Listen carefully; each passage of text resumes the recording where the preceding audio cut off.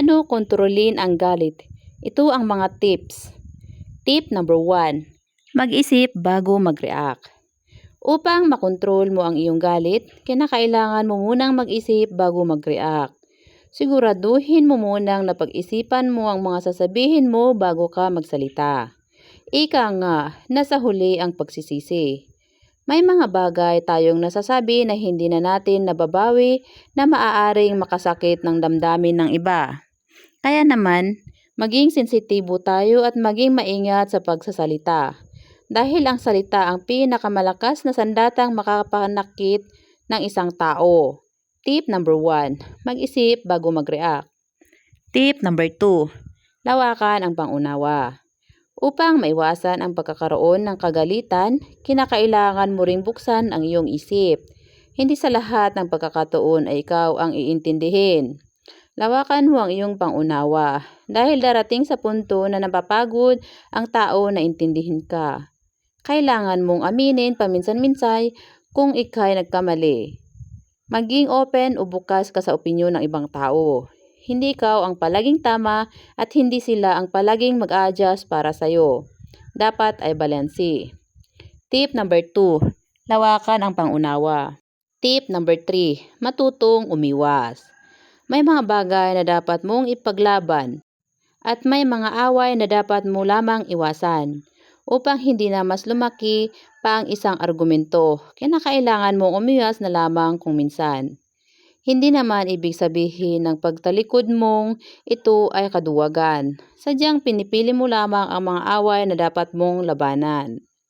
Madalas kasi, kaya hindi natin makontrol ang ating emosyon ay dahil sa sige lamang tayo ng sige.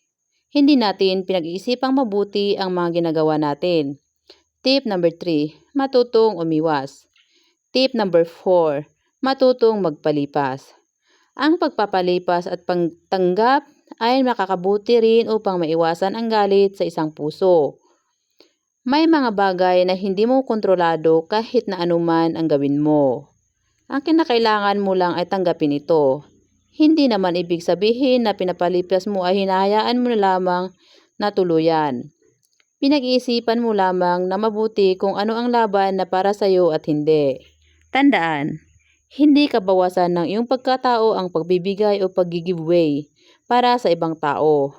Maturity ang tawag dito. Tip number 4. Magpalipas. Tip number 5. Maging positibo sa buhay. Ang pagiging positibo ang isa sa mga maaaring gawin upang maiwasan ang magalit. Tingnan ang buhay bilang masaya at walang problema. Kung dumating man ang pagsubok, huwag kang bibitaw. Hindi naman ibibigay sa iyo ng Diyos ang isang problema kung hindi mo kayang lampasan. Ibinibigay sa iyo ito dahil alam ng Diyos na kakayanin mo. Tandaan na ang buhay ay parang gulong. Hindi laging nasa ilalim. Kung minsan nasa ibabaw ka rin. Be positive. Darating din ang para sa iyo. Tip number 5. Maging positibo sa buhay. Tip number 6. Huminahon.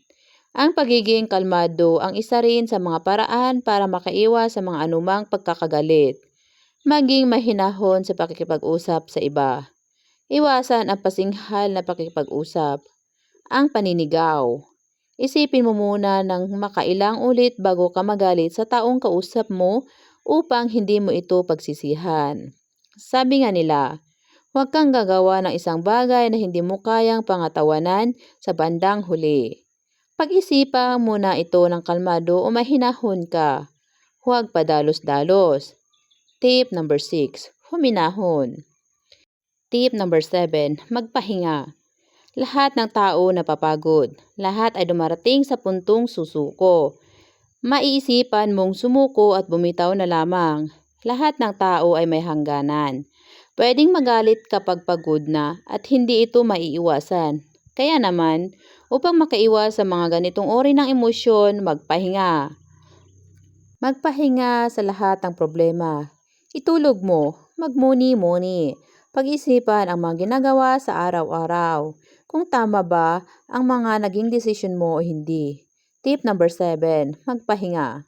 Tip number 8. Mag-open up sa ibang tao. Kung minsan, hinihintay muna nating sumabog tayo bago tayo magkwento sa iba.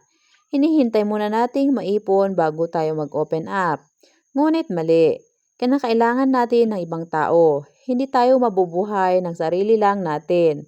Kailangan natin ng mapagsasabihan. Hindi kabawasan ng ating pagkatao ang pag-o-open sa iba.